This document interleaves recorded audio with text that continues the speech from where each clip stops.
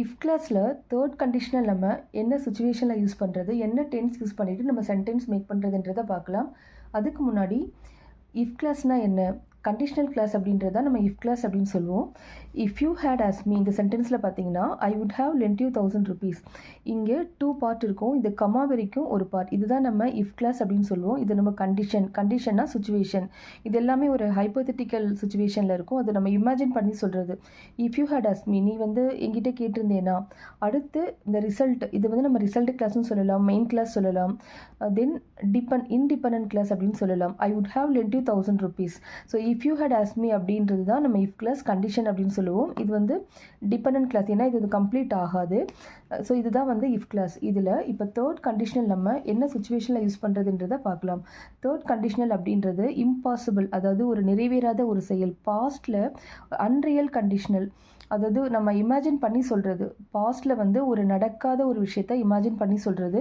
இதுக்கு நம்ம என்ன டென்ஸ் யூஸ் பண்ணுவோம் அப்படின்னா, இந்த இஃப் கிளாஸ் இருக்கு இல்லையா, இந்த கம்மா வரைக்கும் இருக்குல்ல, இதுதான் வந்து நம்ம கண்டிஷன் சொல்லுவோம். ஸோ இதில் இஃப்க்கு அப்புறம் பாஸ்ட் பர்ஃபெக்ட் நம்ம யூஸ் பண்ணுவோம்.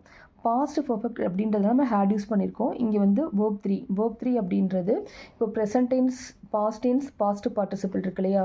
ப்ரெசன்ட் டென்ஸ் இது வந்து verb 1, verb 2, verb 3 studied. So இதுதான் வந்து நம்ம இங்கே யூஸ் பண்ணியிருக்கோம். If you had studied hard you would have past.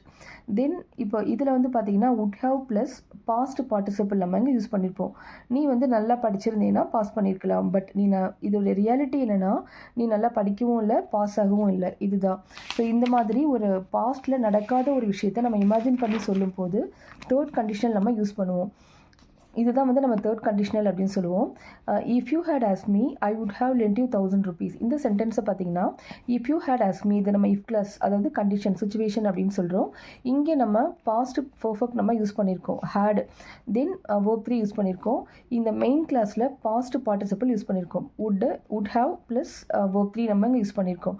நீ எங்கிட்ட கேட்டிருந்தா நான் வந்து உனக்கு 1000 rupees வந்து கடனாக கொடுத்துருப்பேன். ஆனால் நீ எங்கிட்ட கேட்கவும் இல்லை, நான் உனக்கு வந்து கொடுக்கவும் இல்லை. ஸோ இதுதான் பாஸ்டில் நடக்காத ஒரு விஷயத்தை இமேஜின் பண்ணி சொல்லும் போது நம்ம தேர்ட் கண்டிஷனல் யூஸ் பண்ணுவோம். Then if you had call me I would have pick you up from the airport. நீ வந்து எனக்கு கால் பண்ணியிருந்தேன்னா உன்னை பிக்கப் பண்ணியிருந்திருப்பா அப்படின்னு சொல்கிறது. பட் நீ எனக்கு கால் பண்ணவும் இல்லை, நான் வந்து உன்னை கூப்பிட்டு வரவும் இல்லை. ஸோ அதுதான் வந்து இதோட மீனிங். ஸோ இந்த மாதிரி சுச்சுவேஷனில் நம்ம தேர்ட் கண்டிஷனல் நம்ம யூஸ் பண்ணுவோம்.